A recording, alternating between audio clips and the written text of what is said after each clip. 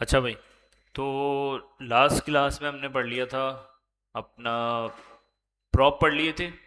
और जो important topic था हमारा प्रॉप वो हमने कवर कर लिया था, और साथ हमने लाइब्रेरीज पढ़ ली थी। ठीक है, एक लाइब्रेरी रह गई थी हमारी कि क्योंकि आज जो हम क्लास लेंगे ना उसके बाद एक असाइनमेंट है। ठीक है, अब वो असाइनमेंट जो है ना उसके ऊपर बेस है, तो वो इसलिए मैं आपको वो लगाना सिखा रहा हूँ। ठीक है, उसके बाद फिर हम जो है ना हुक से स्टार्ट कर देंगे, जो रिएक्ट का सबसे मोस्ट इम्पोर्टेंट टॉपिक है। जैसे हमारे हुक्स ख़त्म होंगे उसके बाद सिर्फ रिएक्ट के अंदर हमारी एक चीज़ रह जाएगी, राउटिंग करना। कि भाई अभी तो सिंगल पेज बना रहे हैं, अगर मल्टी पेज की वेबसाइट बनानी होगी तो वो कैसे बनाएंगे। उसके बाद हमारी रिएक्ट ख़त्म है।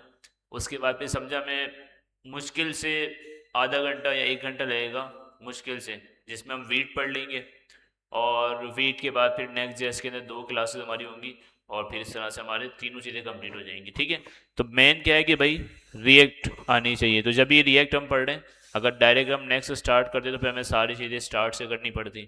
ठीक है, और फिर ये भी होता है कि यार हमने रिएक्ट नहीं पढ़ी।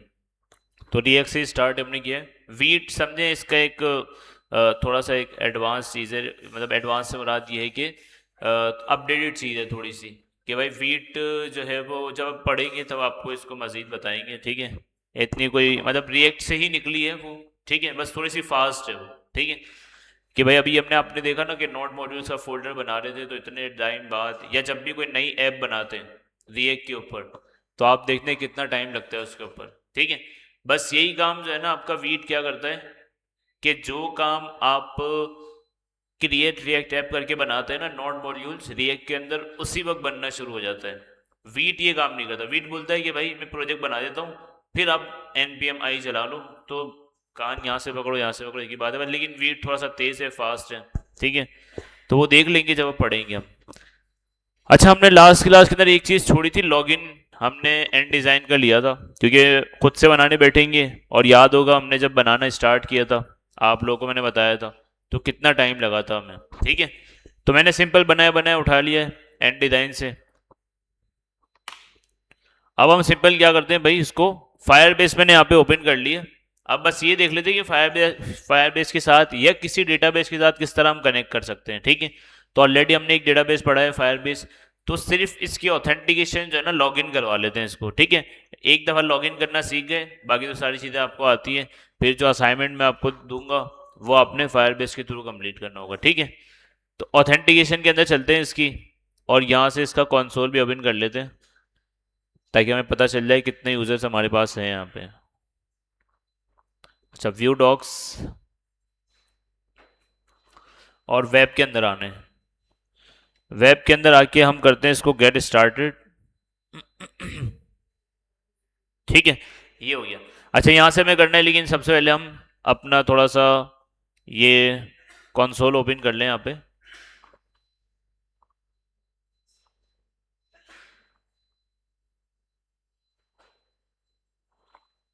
कंसोल, ठीक है, कंसोल ओपन हो जाए। और ये कोड है ना हमारे, यहाँ से हम स्टार्ट करते हैं। तो वी एस कोड के अंदर हमने एक कंपोनेंट बना लिया था लॉगिन करके। अच्छा, हमारी ऐप चल रही है तो देख लेते हैं, ये हमारा कंपोनेंट है। ठीक है, वैलिडेशन भी लगी हुई है। अच्छा, एक हमने हटा दी थी, तो लगा देते हैं भाई इसके ऊपर भी लॉगिन। ये फॉल्स किया हुआ है हमने, इसको हमने ट्रू कर दिया है। ठीक है, अच्छा अब हमें करना क्या है कि सबसे पहले फायरबेस कॉन्फ़िग करनी है। तो फायरबेस किस तरह कॉन्फ़िग करेंगे, अपने डेटाबेस में जाएंगे। हम ये वाला यूज़ कर रहे थे बैच 18, और उसकी जो कॉन्फ़िगरेशन है वो उठा लेंगे। ठीक है, तो ये आपकी जो भी वेब है इस पर आप क्लिक करेंगे, सेटिंग का ऑप्शन आ जाएगा, और यहाँ पे आपको नीचे वो आपकी पूरी ऐप मिल जाएगी। अच्छा, अब मज़े की बात ये है कि हम पहले यूज़ कर रहे थे CDN।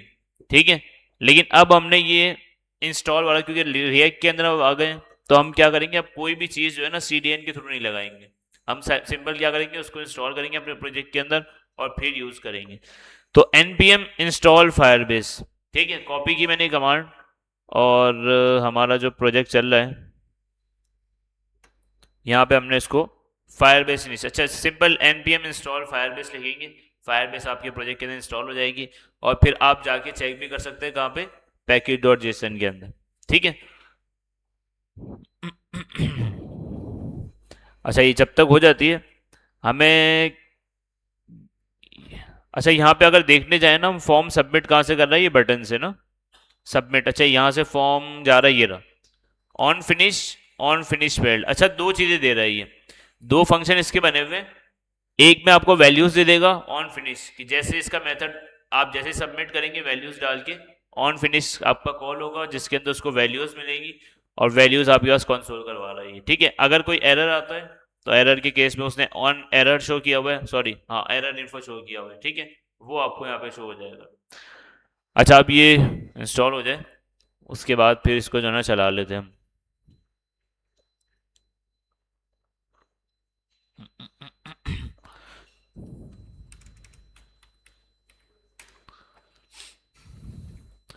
ठीक है भाई, दोनों पे हमने ये कर दिया कि इनपुट फील्ड और पासवर्ड दोनों को जो है ना हमने लगा लिया।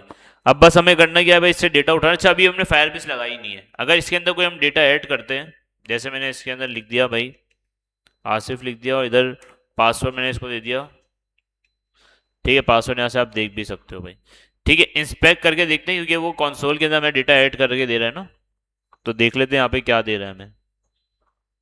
सबमिट किया, सक्सेस के अंदर मतलब एक कंसोल, मतलब कंसोल ही करा के उसने वैल्यूज दे दी कि भाई ईमेल, पासवर्ड और रिमेंबर ट्रू, मतलब कि यहाँ से चेक हुआ हुआ है ना, इसलिए अगर फॉल्स कर देंगे सबमिट करेंगे तो आप देखेंगे फॉल्स हो जाएगा, ठीक है। तीनों चीजें दे रहे हैं, बस हमें क्या करना है भाई, अब इसको फायरबेस के अंदर ऐड करना है। अच्छा ईमेल है, फायरबेस भी ईमेल लेता है, लेकिन यहाँ पे ईमेल ही लिखी हुई है, ठीक है, ईमेल और पासवर्ड। अब फायरबेस कॉन्फ़िग करनी है सबसे पहले, तो हमने इंस्टॉल तो कर ली है, हम क्या करेंगे भाई उसकी कॉन्फ़िगरेशन उठाएंगे, ये ना npm वाली, ये हमने पूरी यहाँ से कॉपी कर ली, और साथ साथ इसको हम अब प्रोजेक्ट के अंदर कैसे लगाएंगे।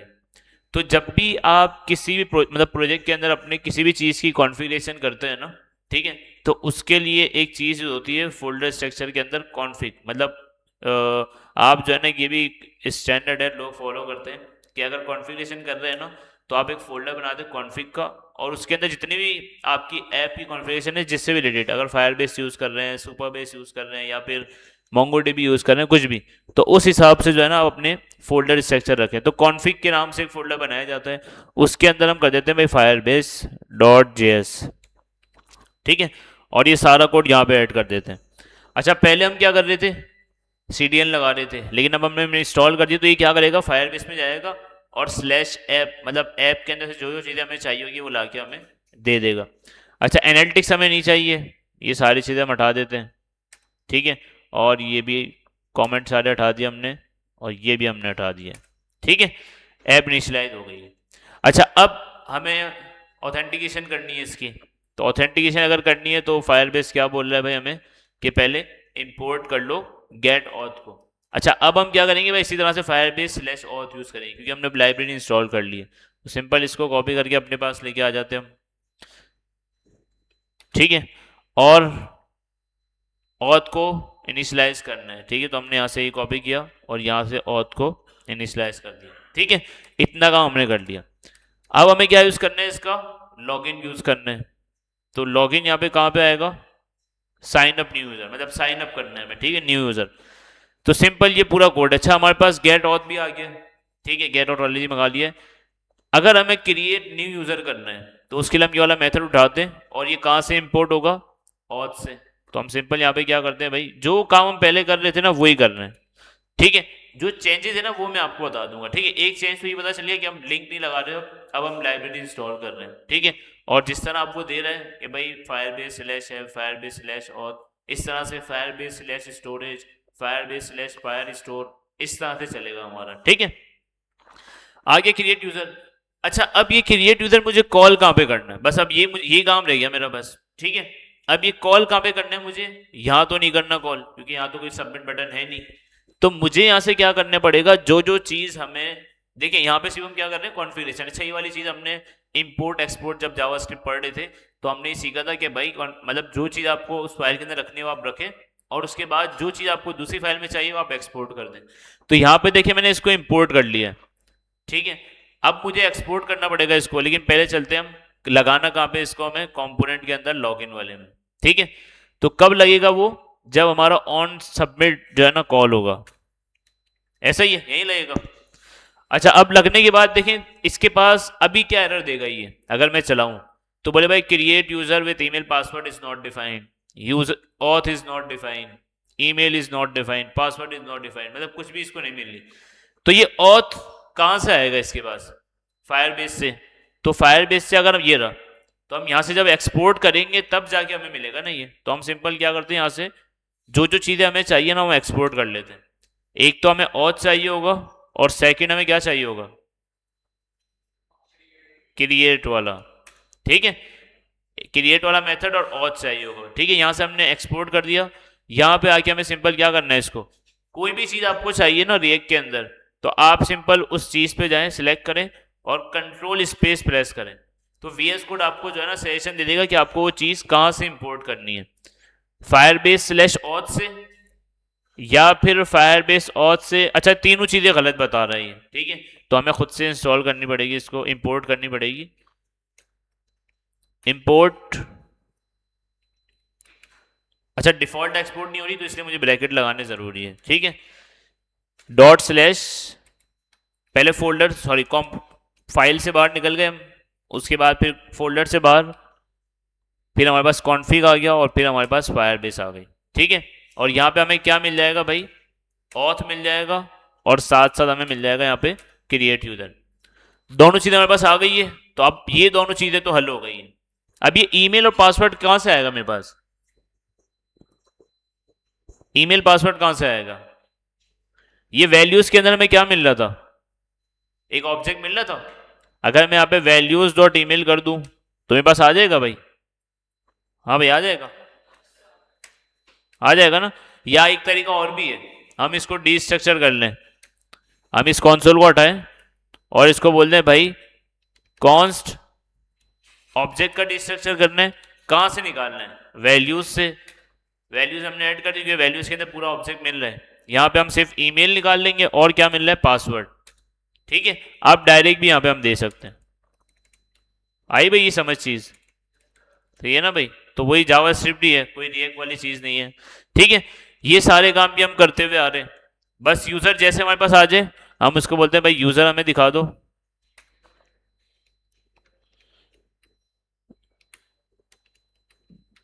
ठीक है, यूजर दिखा दिया इसने, और साथ साथ एरर के अंदर हम एरर मैसेज दिखा देते हैं।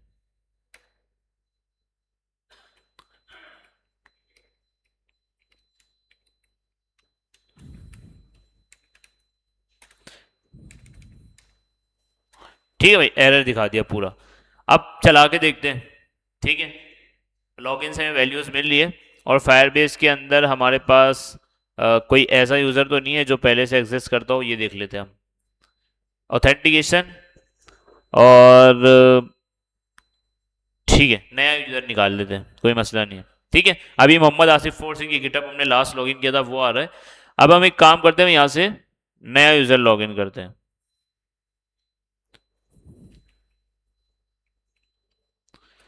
ठीक है, इसको डोंट शो अगेन कर दिया। ठीक है, यहां से मैंने ईमेल दे दी इसको, sami@gmail.com। ठीक है, और पासवर्ड हमने इसको दे दिया भाई।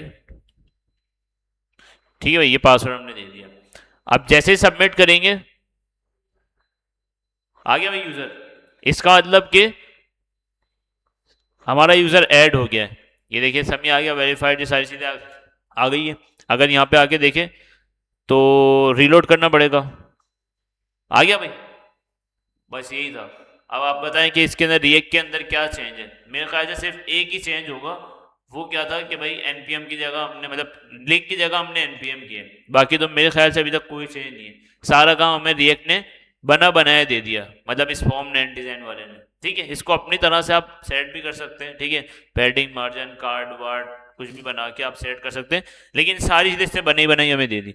तो इस तरह से आप फायरबेस सेटअप कर सकते हैं। फायरबेस मैंने आपको क्यों सेटअप करना सिखा दी रिएक्ट के साथ, कि अभी हम बनाए जा रहे हैं एक चीज़, पहले यूज स्टेट की तरफ, हुक की तरफ आ जाते हैं। ठीक है, हुक्स देख लेते हैं, आज का मिनिमम 2 हुक देख लेते हैं। वैसे हुक्स जो है ना रिएक्ट के अंदर बहुत सारे हैं। ठीक है, और मेन टॉपिक ही समझे रिएक्ट के अंदर हुक्स। अच्छा, अब ये हुक्स क्यों इंट्रोड्यूस हुआ, सबसे पहले आपको पता है भाई रिएक्ट के अंदर जो है ना क्लास बेस कंपोनेंट बनते थे, मतलब क्लास बेस कंपोनेंट चलते थे, ठीक है। फंक्शन बेस तो बाद में हुए रिएक्ट।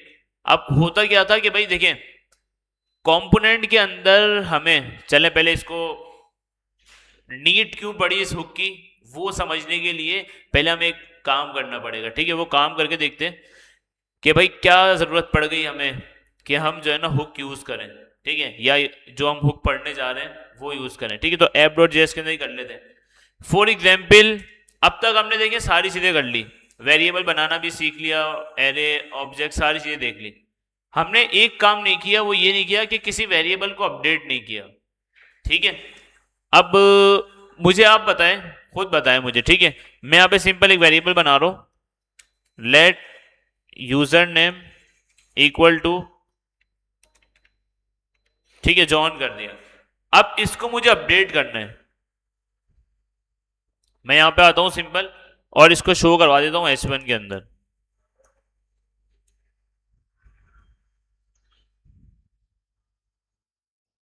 ठीक है। अगर हम इसको शो करवा दें, शो हो जाएगा भाई। अच्छा, ये वाला कॉम्पोनेंट हमने बंद कर दिया, लॉगिन वाला बंद कर दिया ना, ठीक है। जॉन शो हो गया। अब मुझे इसको अपडेट करवाना है, कैसे होगा? यहां पे आके इसको बोल दें भाई यूजर नेम इक्वल टू एलिया, आ गया भाई, अपडेट हो गया, ठीक है। अच्छा, अब जो चीज है ना यहाँ पे वो क्या है कि रिएक्ट के अंदर आप अगर किसी कंपोनेंट के अंदर कोई वैल्यू चेंज करना चाहते हैं, कोई अपडेट करना चाहते हैं, कोई भी चीज, अगर आप वेरिएबल अपडेट करना चाहते हैं या कोई भी चीज हो गई वेरिएबल के अंदर, मतलब वेरिएबल ही ज्यादातर वेरिएबल के अंदर ही सारी चीजें हम स्टोर करते हैं, एरे हो गया, ऑब्जेक्ट हो गया, वो किसी ना किसी वेरिएबल में होता है, ठीक है, तब जाके वो चेंज करते हैं हम, ठीक है। एरे भी एक वेरिएबल में होता है, ऑब्जेक्ट भी वेरिएबल में होता है, तो जितनी भी चीजें होती है, जितने भी नंबर बुलियन जितने भी टाइप के डेटा होता है वो सब कोई ना कोई वेरिएबल के अंदर होता है। अब वेरिएबल हमें अपडेट करना हो ना रिएक्ट के अंदर, तो हम जो है वो इस तरह से नहीं करते, ठीक है, ये बैड प्रैक्टिस कहलाती है, ठीक है। अगर आपको वेरिएबल अपडेट करना है तो आप सिंपल जो है ना फंक्शन के अंदर रहते हुए वेरिएबल अपडेट कर सकते हैं, ठीक है। जैसे मैंने एबीसी के नाम से यहाँ पे फंक्शन बना दिया, ठीक है। अगर आपको वेरिएबल अपडेट करना है तो आप जो है ना यहां पे रह के अपडेट कर सकते हैं वेरिएबल को, यूजर नेम इक्वल टू, मतलब फंक्शन के अंदर अंदर जो है ना आप वेरिएबल बनाएं और उसको अपडेट कर लें। फंक्शन के बाहर आपको अगर वेरिएबल अपडेट करना है या वेरिएबल बना हुआ है उसको अपडेट करना है तो वो आप जो है ना इस तरह से नहीं करते, ठीक है। फंक्शन के अंदर आपको करना हो आप कर सकते हैं, फंक्शन के बाहर आप ये चीज नहीं करते, ठीक है। इसको बैड प्रैक्टिस कहलाती है। अच्छा, सही प्रैक्टिस क्या है इसकी? वो ये है कि कंपोनेंट के अंदर देखें, हम अभी पढ़ने जा रहे हैं हुक्स। अच्छा, अब हुक्स की नीड क्यों पड़ी हमें, ठीक है, क्योंकि देखिए जब पहले हमारे पास जो क्लास बेस्ड कंपोनेंट होते थे ना, उसमें क्या होता था कि ये हुक्स बुक्स कुछ नहीं होते थे, ठीक है। उसमें आपको अगर कंपोनेंट के अंदर कोई चीज चेंज करवानी होती थी, ठीक है, मतलब किसी भी कंपोनेंट, क्योंकि देखिए रिएक्ट के अंदर हर चीज कंपोनेंट है, ठीक है। यहां तक कि हमारी जो मेन फाइल है ये ऐप, ये भी एक कंपोनेंट है। क्यों? क्योंकि देखिए यहाँ पे ये इंडेक्स के अंदर जाके कॉल हो रहा है ये, ठीक है, मतलब ये भी एक हमारा कंपोनेंट है जहाँ से हमारी मेन फाइल चल रही है। अच्छा, इस स्ट्रिक्ट मोड का मैंने आपको बताया था क्या है ये, इसका मैंने बताया था आपको, नहीं बताया था? चलो अभी देख लेंगे क्या है। दो बार कॉल होता है, अच्छा क्यों कॉल होता है अभी हम कॉन्सोल करा के देख लेंगे उसको, ठीक है। तो मैं बता रहा था कि भाई हर चीज आपकी रिएक्ट के अंदर कंपोनेंट है। अब कंपोनेंट के अंदर पहले क्या होता था, जब रिएक्ट क्लास बेस थी ना, तो उस वक्त ये था कि क्लास बेस के अंदर कोई आपके हुक्स वुक्स यूज नहीं होते थे। उस वक्त आपको अगर कोई चीज अपडेट करनी थी, कोई स्टेट चेंज करनी थी, तो आप जो है ना दिस का कीवर्ड कंस्ट्रक्टर बनाते थे, क्लास बनाते थे, और इस तरह से फिर दिस का कीवर्ड यूज करके फिर उसको एक्सटेंड करके, जो हम ऊप्स के अंदर यूज करते हैं ना, हमने कंस्ट्रक्टर बनाया था, आपको याद होगा हमने क्लासेस पढ़ी थी। तो पहले इस तरह से काम होता था रिएक्ट के अंदर कि अगर कंपोनेंट के अंदर कोई चीज चेंज करवानी है तो आप दिस कीवर्ड और इस तरह से चीजें यूज करते थे, ठीक है। अब जैसे ही हमारी क्लास बेस्ड कंपोनेंट जो रिएक्ट है, अब वो फंक्शन बेस के अंदर कन्वर्ट होती जा रही है और हो चुकी है काफी हद तक, ठीक है। तो फंक्शन बेस जब से, मतलब रिएक्ट हमारी जब से फंक्शन कंपोनेंट के अंदर आई है ना, ये हमारा फंक्शन कंपोनेंट कहलाता है, ठीक है। पहले कंपोनेंट क्लास से बनता था, ठीक है, 16 रिएक्ट 16 से पहले, ठीक है, क्लास बेस से बनता था। फिर जब से फंक्शन बेस हुई है हमारी कंपोनेंट, जो हमारा कंपोनेंट है जो फंक्शन बेस हुए हैं, उसके अंदर आप जो है ना ये दिस और ये सारी चीजें यूज नहीं कर सकते थे। अब आपको कंपोनेंट के अंदर चीजें मैनेज करनी होती थी, तो इसलिए जो है ना हुक्स इंट्रोड्यूस किए गए। वैसे हुक्स सिंपल देखिए क्या होते हैं, जैसे कि आपका जो कंपोनेंट है ना रिएक्ट का, ठीक है, इसके अंदर कोई भी चीज आपको मैनेज करनी है, कोई भी चीज, ठीक है, तो वो आप जो है ना हुक्स के जरिए करते हैं, ठीक है। अब हुक्स के अंदर बहुत सारे हुक्स हैं, जैसे आज हम जो दो पढ़ने जा रहे हैं, एक यूज स्टेट पढ़ेंगे और एक यूज इफेक्ट पढ़ेंगे। तो यूज स्टेट की नीड क्यों पड़ी? अच्छा, स्टेट का मतलब पता है किसी को? स्टेट क्या होता है? हालत। और करंट, कहें करंट।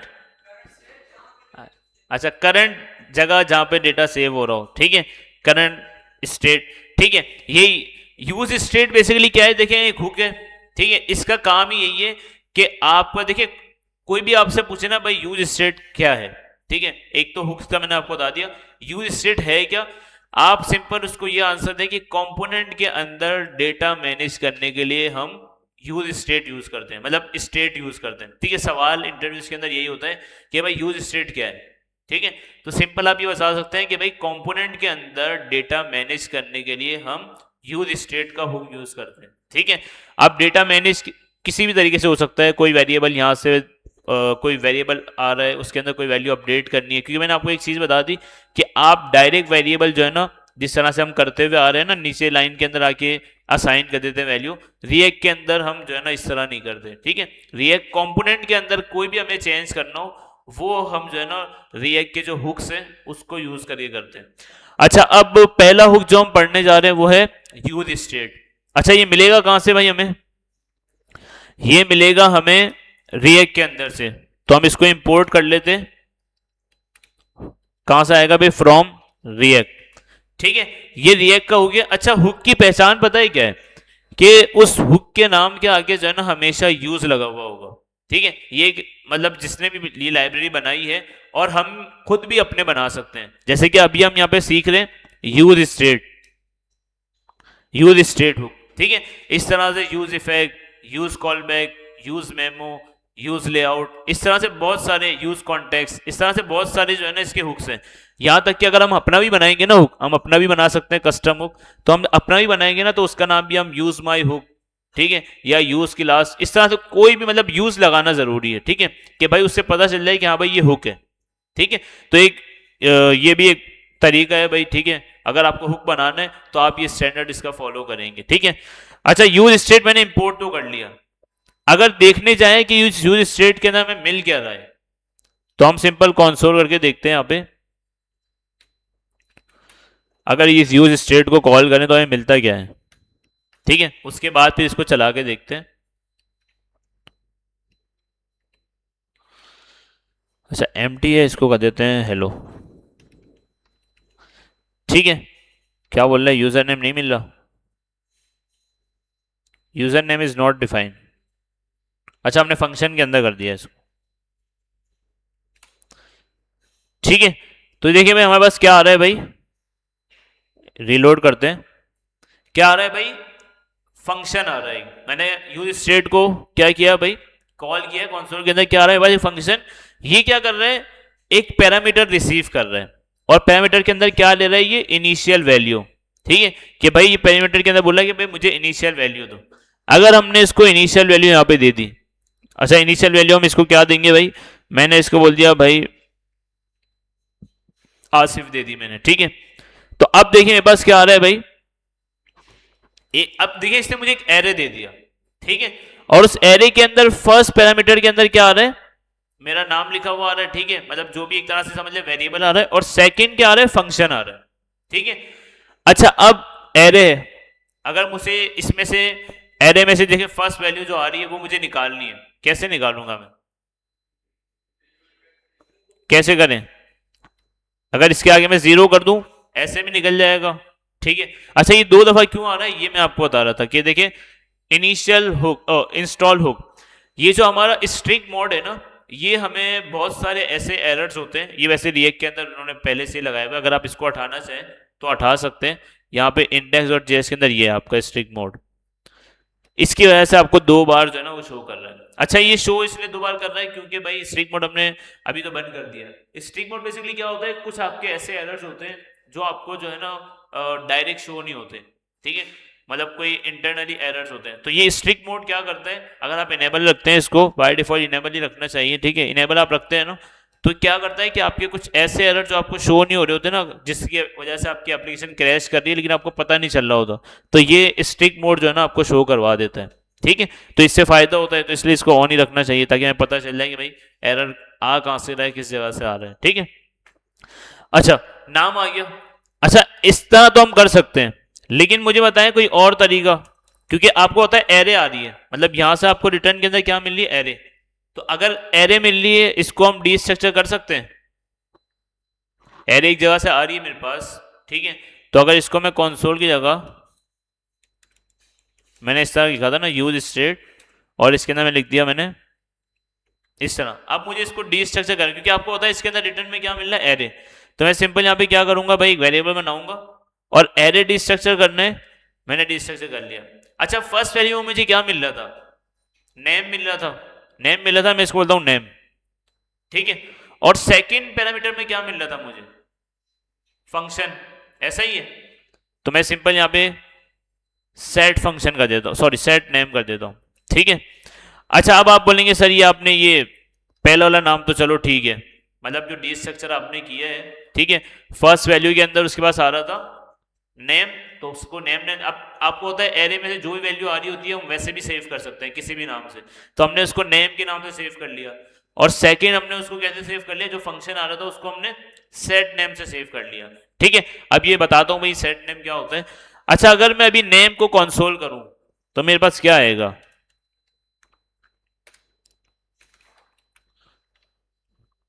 रीलोड किया, आसिफ आ गया भाई, ठीक है। और अगर सेट नेम को कॉल करूं, फंक्शन आएगा, आ गया भाई फंक्शन, ठीक है।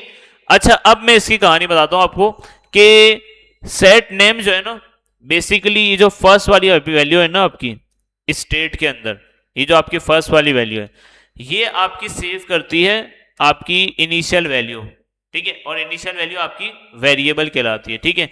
ये सेव करेगी, इसको आप मान के चलें वेरिएबल है, ठीक है, जो आपकी वैल्यू सेव करेगी, जो भी आप इनिशियल वैल्यू देते हैं, अगर इनिशियल वैल्यू आप एम्प्टी दे देते हैं, एम्प्टी सेव कर लेगी, अगर इनिशियल वैल्यू आप 0 दे देते हैं, 0 सेव कर लेगी, एरे देना चाहे एरे सेव कर लेगा, ऑब्जेक्ट देना चाहे ऑब्जेक्ट, कोई भी टाइप आप देंगे, वो सारी चीजें सेव कहां पे हो जाएगी, इनिशियल वैल्यू किसके अंदर, नेम के अंदर।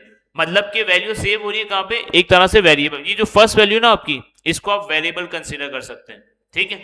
और ये जो सेकंड वैल्यू होती है ना, इसको वैसे बता भी रहा है, ये कंसीडर क्या करना है बता भी रहा है कि भाई फर्स्ट आपकी वैल्यू है, ठीक है, क्योंकि एक वैल्यू हमारी वैल्यू आ गई, सेकंड हमने कंसोल किया तो क्या दे रहा है, फंक्शन। तो हमने इसका नाम सेट नेम क्यों रखा, क्योंकि रिएक्ट के अंदर जब भी, ये भी एक स्टैंडर्ड है कि रिएक्ट के अंदर जब भी आप हुक बनाते हैं ना, तो इनका नाम आप सेम रखते हैं, ठीक है, जो भी आप स्टेट की वैल्यू और फंक्शन रखते हैं ना, उनका नाम आप सेम रखते हैं, और जो फंक्शन होता है ना, उसका नाम से पहले आप सेट लगा लेते हैं, ठीक है। ये कोई भी प्रोजेक्ट आप उठा के देख लें रिएक्ट का, या कोई भी सॉफ्टवेयर डेवलपर देख लें आप, ठीक है, सीनियर हो जूनियर हो, सब जो है ना यही यूज करते हैं। क्यों भाई, स्टैंडर्ड बनाया हुआ है रिएक्ट ने कि भाई अगर आपको वैल्यू चेंज कर दी है ना, तो आप सिंपल उसके आगे सेट लिख दें, जिससे पता भी लग जाएगा। जैसे फॉर एग्जाम्पल मैं कहता हूं भाई मुझे वैल्यू गेट करनी है, ठीक है, तो गेट करने के लिए वैल्यू अगर आप गेट लगा लें तो भी ठीक है, नहीं लगाएंगे तो बाय डिफॉल्ट उसके अंदर वैल्यू आ जाएगी।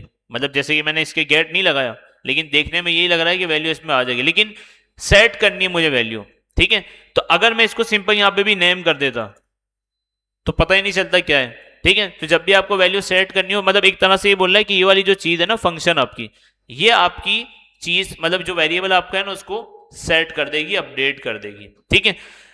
इसको आप वेरिएबल कंसीडर कर सकते हैं और इसको आप फंक्शन, जो कि ऑलरेडी आपको दिख भी रहा है, ठीक है। ये वाला काम आपको क्या करेगा, ये वाली जो चीज है स्टेट के अंदर बस ये दो ही चीजें हैं, ठीक है, यही है। ये क्या करते हैं, अगर आप कोई इसको इनिशियल वैल्यू देना चाहें तो आप दे सकते हैं, मैंने इसको हेलो दे दिया, ठीक है। ये क्या करेगा, इनिशियल वैल्यू कहां लाके सेव कर देगा, नेम के अंदर, जो कि आपका वेरिएबल है, ठीक है। और अगर आपको इस नेम की वैल्यू को चेंज करना है, अपडेट करना है, तो यहाँ पे मैंने आपको क्या बताया कि रिएक्ट के अंदर जो कंपोनेंट है उसके अंदर आप वैल्यू किस तरह असाइन करते हैं, इस तरह असाइन नहीं करते। जैसे मैं आपको बताया था ना यहाँ पे यूजर नेम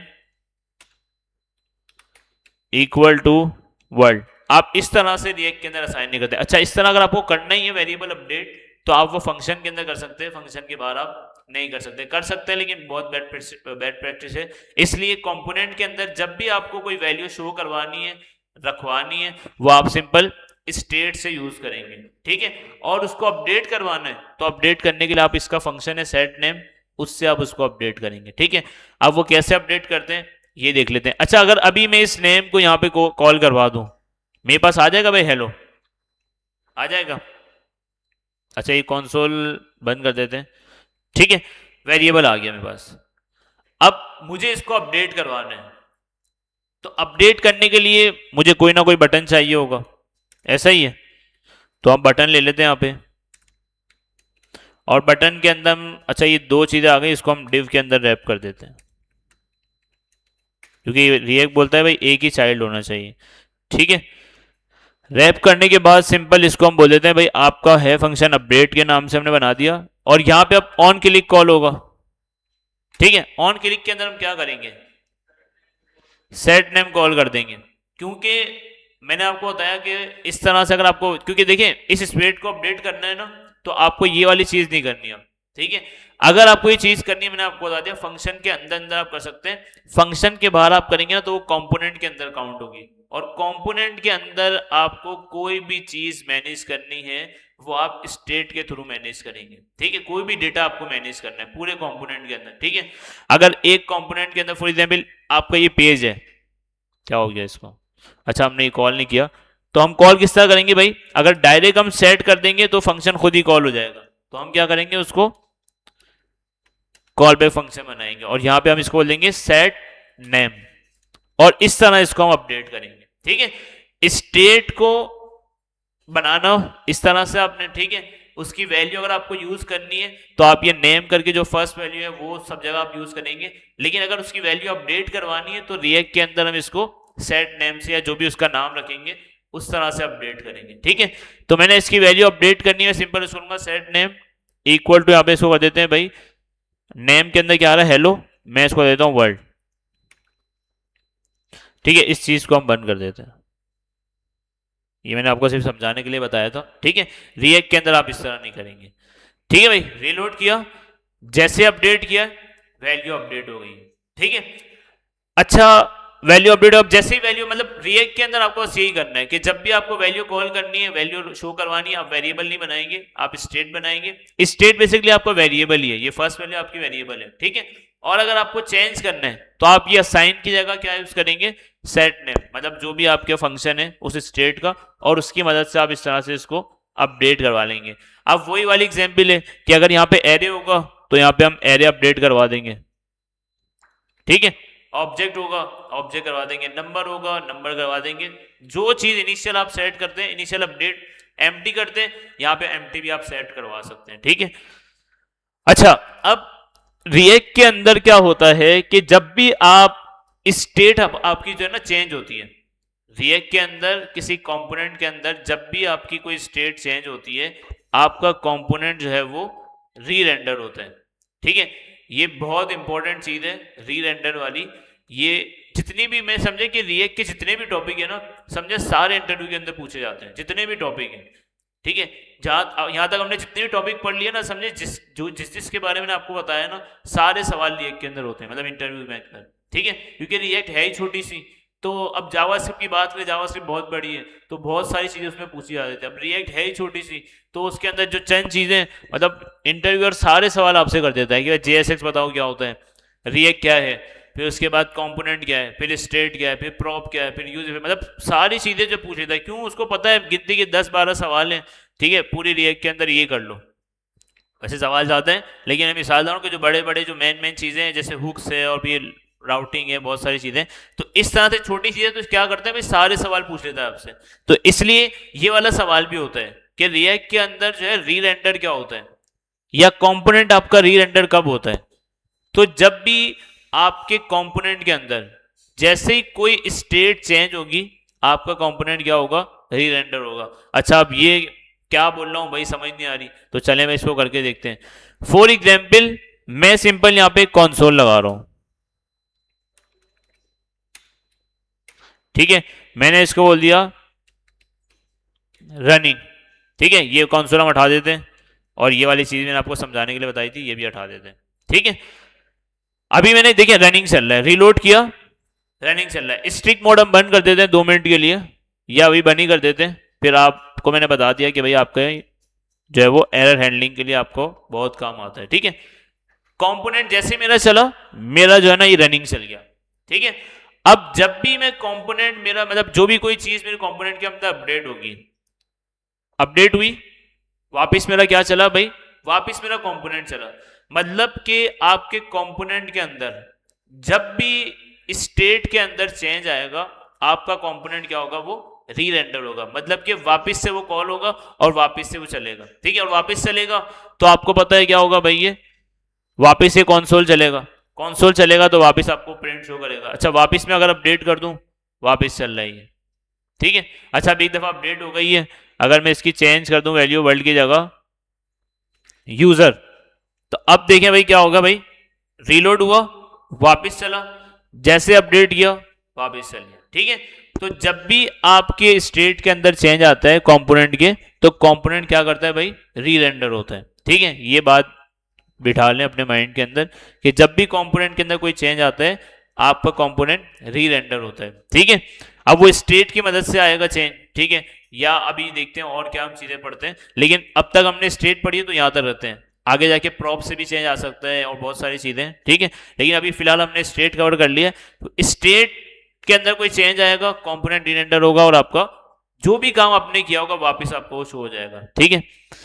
अच्छा ये दो चीजें यहाँ पे रिएक्ट की जो है ना हमारी स्टेट हो गई। अच्छा स्टेट सिंपल यही है आपकी, ठीक है, बहुत इंपॉर्टेंट टॉपिक है, हर चीज अपडेट करने के लिए, शो करवाने के लिए हम स्टेट यूज करते हैं। चलें काम करते हैं भाई, एक यहां पे बना लेते हैं, एक इनपुट फील्ड बनाते हैं, बल्कि चलें इसको छोड़ते हैं हम, ठीक है, हम बनाते हैं टू डू ऐप बना के चेक करते हैं हम, ठीक है। अच्छा सबसे पहले मुझे टू डू चाहिए, मैं इसके नाम रख दूंगा भाई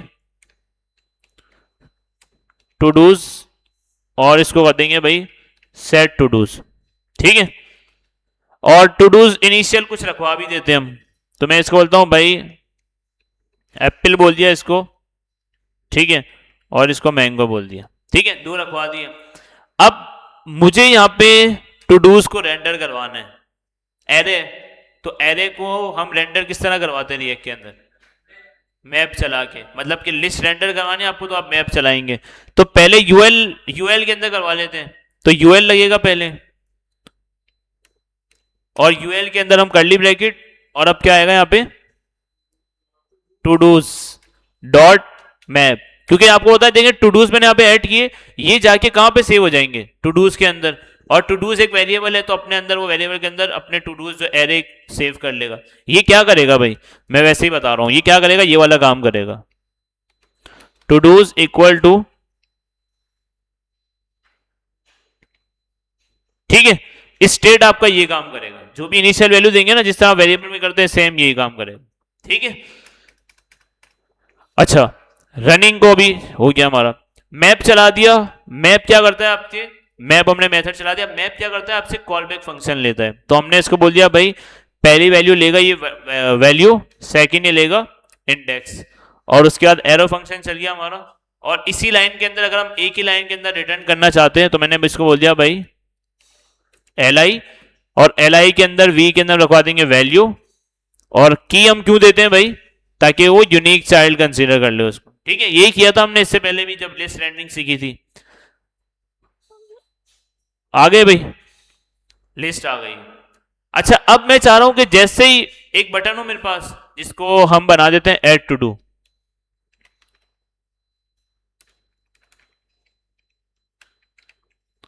ठीक है। अब मुझे बताया मुझे टू डू ऐड करना है, तो यहां पे अब मैं सेट नेम तो नहीं करूंगा ना, क्या करूंगा, सेट टू डू।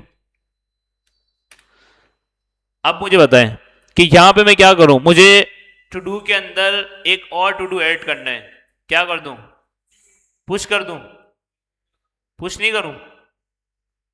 भाई अगर एरे के अंदर में वैल्यू अपडेट करनी होती है तो हम क्या करते हैं, पुश करते हैं। तो यहाँ पे पुश करना पड़ेगा ना। कैसे लगाऊं पुश?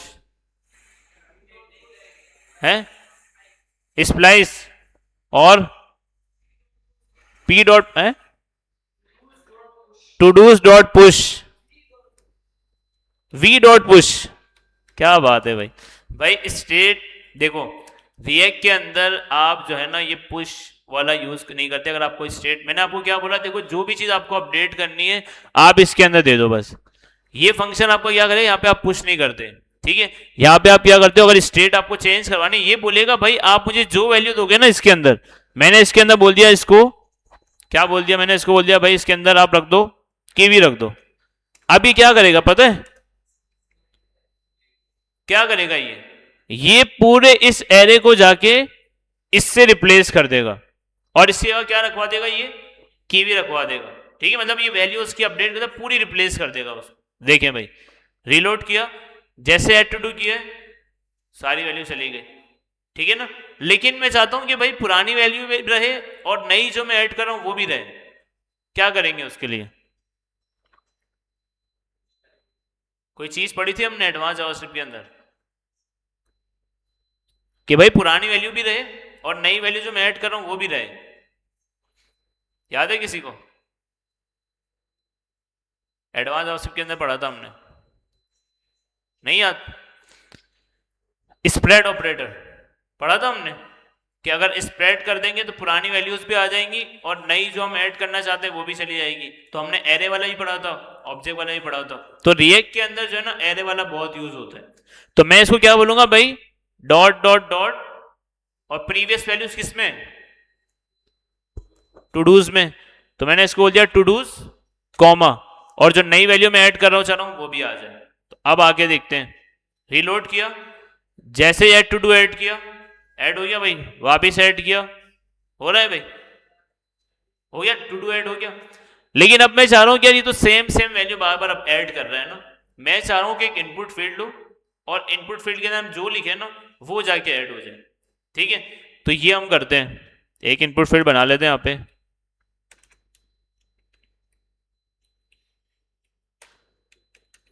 ठीक है। और बाय डिफॉल्ट इसकी टाइप क्या होगी, टेक्स्ट, ठीक है। और एक बटन होगा, बटन हमारे पास ये रहा, इसी को हम कॉपी करते हैं नीचे। इनपुट फील्ड हमारे पास आ गई है, रीलोड कर लेते हैं इसको। अब मैं चाह रहा हूं जैसे इसके अंदर कोई चीज लिखूं ना, यहां पे जाके ऐड करूं, ऐड हो जाए। अभी तो कीवी ऐड हो रहा है क्योंकि इस फंक्शन ये चल रहा है हमारा। अब हम क्या करेंगे भाई, स्टेट बनाएंगे एक और इसको हम बोल देंगे भाई वैल्यू कॉमा सेट वैल्यू, ठीक है। और यूज स्टेट, और इसके अंदर बाय डिफॉल्ट हम एम्प्टी रख रहे हैं इसको, ठीक है। अच्छा यहां पे आके मुझे वैल्यू अपडेट करवानी है, क्या बोलूं इसको, सेट टू डूज की जगह सेट वैल्यू, और यहां पे मैं क्या रखवाना चाहता हूं, जो भी यूजर रख दे, ठीक है। फिलहाल अच्छा यहां से हम नहीं रखवाएंगे इसको, कहां से रखवाएंगे, इनपुट फील्ड में से रखवाएंगे ना। तो इनपुट फील्ड के अंदर हम चलते हैं, इसको बंद करते हैं। बटन भी हमें नहीं चाहिए, ठीक है। मैं सिंपल यहां पे आता हूं, यहां पे आपको होता है कि इनपुट फील्ड के चेंज के ऊपर हम कोई चीज करते हैं। याद है जावास्क्रिप्ट के अंदर ऑन चेंज का एक इवेंट था हमारे पास। ऑन चेंज क्या करता था कि जैसे उसकी वैल्यू चेंज होती थी वो हमें एक इवेंट देता था और event dot target dot value करके हम वैल्यू चेंज करते थे। तो यहाँ पे भी हम फंक्शन बना लेते हैं, एरो फंक्शन, यहां से हमें इवेंट मिल जाएगा और इवेंट को हम बोलेंगे event dot target dot value, ठीक है। आ जाएगा भाई। पहले इसको कंसोल करवाते हैं कि इवेंट मिल भी रहा है या नहीं, ठीक है। इसको ऊपर ले जाते हैं, ठीक है भाई। कंसोल करा के देखते हैं कि ऑन चेंज के ऊपर वैल्यू मिल रही है या नहीं। अच्छा ये रनिंग चलता रहेगा, ये देखिए मैंने सिंपल ए लिखा है, ए मिल गया, मिल रही है भाई, ऑन चेंज के ऊपर वैल्यू मिल रही है। मैं सिंपल क्या करता हूं, इसको कहां रखवा देता हूं, है सेट वैल्यू के अंदर रखवा दूं। इसको हम क्या करेंगे, यहां से सेट वैल्यू कर देते हैं, कर दिया भाई। और इस वैल्यू को तो हमने शो नहीं करवाया कहीं, तो इसको शो का करवाते हैं। एक काम करते हैं, इस H1 की जगह शो करवा देते हैं, इसको शो करवा दिया, और ये टू डूज फिलहाल बंद कर देते हैं। ठीक है, अब देखते हैं क्या हो गया भाई। अभी कुछ भी नहीं है। ठीक है, सिंपल मैं यहाँ पे जैसे चीजें ऐड कर रहा हूं, देखिए मेरे पास यहाँ पे जो जो चीज मैं ऐड करे जा रहा हूँ वो ऐड होती जा रही है, रिमूव कर रहा हूँ रिमूव हो रही है। इसका मतलब पता है क्या है? इस चीज को हम बोलते हैं रिएक्ट के अंदर डेटा बाइंडिंग। क्या बोलते हैं भाई? Data binding. अच्छा, रिएक्ट के अंदर जो है ना वो वन वे डेटा बाइंडिंग होती है। ठीक है, जैसा ही मैंने काम किया ना, मैंने सिंपल इनपुट फील्ड को वेरिएबल के साथ कनेक्ट कर दिया। अब जो जो चीज मैं ऐड करता जाऊंगा, डिलीट करता जाऊंगा, वो मेरा ऐड होता रहेगा। इसको बोलते हैं वन वे डेटा बाइंडिंग। ठीक है, अच्छा रिएक्ट के अंदर वन होती है, एंगुलर के अंदर और व्यू के अंदर जो है ना टू वे डेटा बाइंडिंग होती है। अच्छा, अब रिएक्ट के अंदर जो है ना हम इसको टू वे भी बना देते हैं हम। कैसे भाई? अभी हम देखते हैं, इसको बनाते हैं। ठीक है, अच्छा ये वाली चीज समझ आ गई भाई कि भाई क्या कर रहा है हमने? इनपुट फील्ड को ऑन चेंज पे जैसे ही क्लिक कर रहा है वो सेट वैल्यू चेंज कर रहा है, और वैल्यू जैसे ही चेंज हो रही है कंपोनेंट रीरेंडर हो रहा है, कंपोनेंट रीरेंडर हो रहा है, उसको वैल्यू यहाँ पे शो हो रही है। ये समझ आ रही है ना भाई चीज? क्योंकि देखो जैसे मैंने ए लिखा है, कंपोनेंट रीरेंडर स्टेट चेंज हुई, कंपोनेंट रीरेंडर हुआ, ए लिखा हुआ आ गया। फिर मैंने एस लिखा, कंपोनेंट मतलब स्टेट चेंज हुई, कंपोनेंट रीरेंडर हुआ। अच्छा आपको ये देखना है तो देखो यहाँ पे रनिंग भी चले जा रहा है। अभी देखो 160 आ रहा है, मैं इसको बोलता हूं ये देखो, इसका मतलब क्या है? कंपोनेंट रीरेंडर हो रहा है जब भी स्टेट चेंज हो रही है, और स्टेट मैंने यहाँ पे वैल्यू वाली बनाई हुई। ठीक है, तो ये आपने माइंड में बात रखनी है, स्टेट वाली। अच्छा अभी हम क्या करते हैं भाई, इनपुट के अंदर हमने ये मैन शो करवा दी वैल्यू, लेकिन हम चाह रहे हैं कि जो इनपुट के अंदर वैल्यू रखे वो जाके सेट हो जाए हमारी लिस्ट के अंदर। तो लिस्ट हम खोल लेते हैं वापिस। ठीक है, और इसके अंदर हमें सेट वैल्यू कर दी, और वैल्यू हम कहां पे पुश करेंगे? अब यहां पे क्या करना पड़ेगा? सेट टू डूज, और टू डूज के अंदर क्या जाएगा? पहले तो हमारा टू डूज जाएंगे, कॉमा लगा के अब क्या जाएगा? यहां पे वैल्यू जाएगा। ठीक है, क्योंकि सेट वैल्यू हम यहां से करवा रहे हैं इनपुट फील्ड से। चले भाई देखते हैं, मैंने इसको बोल दिया कीवी ऐड, कीवी ऐड हो गई, लेकिन ये एम्प्टी नहीं हुआ। अच्छा इसको अगर उठा के वापिस हम करते हैं, इसको की भी जगह इसको कर देते हैं भाई बनाना कर दिया। ठीक है, लेकिन ये एम्प्टी नहीं हो रहा, तो एम्प्टी कैसे होगा? ये सेट वैल्यू को एम्प्टी करते हैं। तो मैं एक काम करता हूं, इसको मल्टी लाइन फंक्शन बना ले। तो सिंगल लाइन है ना, तो एक लाइन में हम कर देते हैं। मल्टी लाइन के लिए आपको कर्ली ब्रैकेट लगाना पड़ता है। ठीक है, क्या हुआ?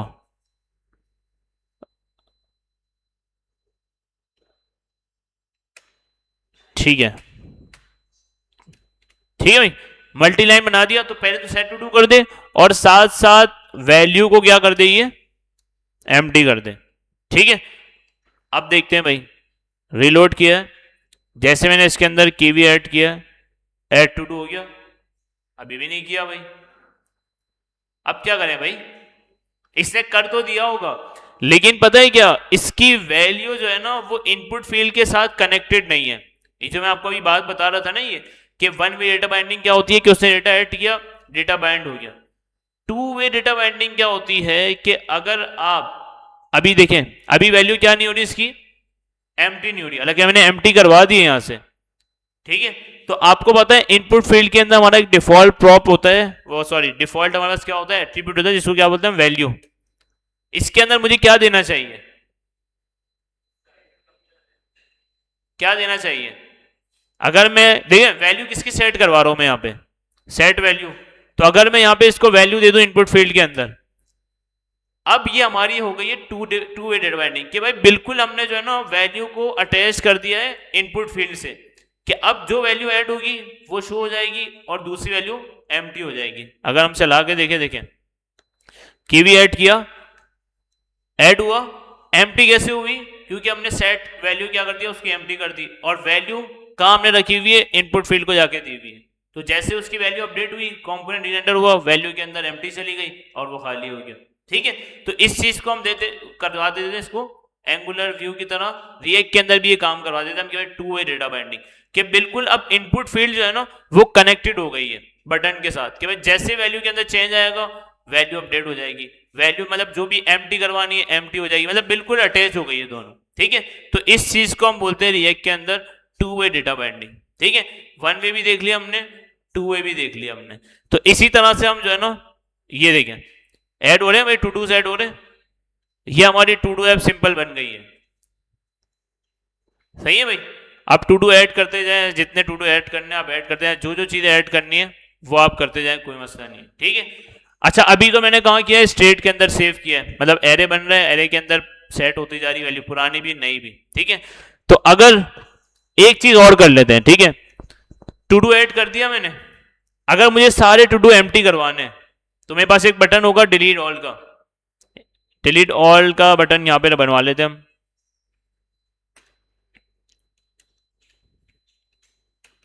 ठीक है, और इसको हम बोल देते हैं डिलीट ऑल। ठीक है, डिलीट ऑल बटन आ गया। मैं चाह रहा हूं कि डिलीट ऑल पे जैसे ही क्लिक करूं ना, ये सारे टू डू एम्प्टी हो जाए। क्या करें,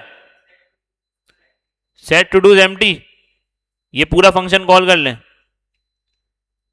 या लिख लेते हैं यहां पे ऑन क्लिक। ठीक है, और इसको हम बोल देते हैं भाई कॉल बैक फंक्शन, और साथ साथ बोलेंगे set todos. Set todos हमारा क्या है, एरे, तो एरे को एम्प्टी करवा दे, हो जाएगा काम। हाँ भाई, अगर एरे हम इस तरह लिखते काम हो जाएगा, हो जाएगा। कैसे हो जाएगा, आप बोल रहे हो कि भाई पहले से एरे मौजूद है, उसको आप एम्प्टी कर दो, तो आपने एरे एम्प्टी दे दिया, एम्प्टी हो जाएगा। चलें चला के देखते हैं भाई,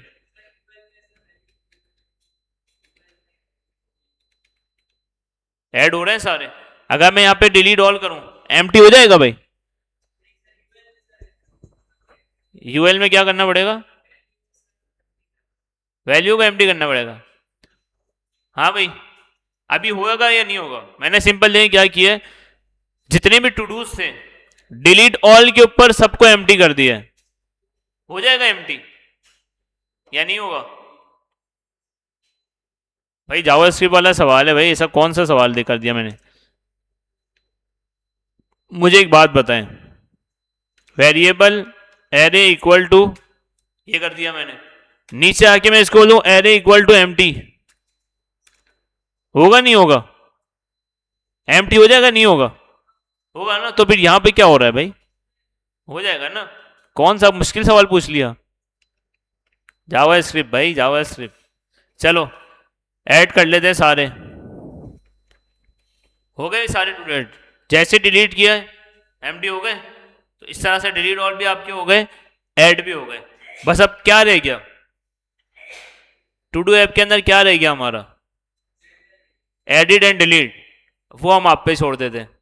ठीक है, हो जाएगा ना भाई, मुश्किल तो नहीं है। जैसे सारे डिलीट किए, एक डिलीट आप कर लेंगे।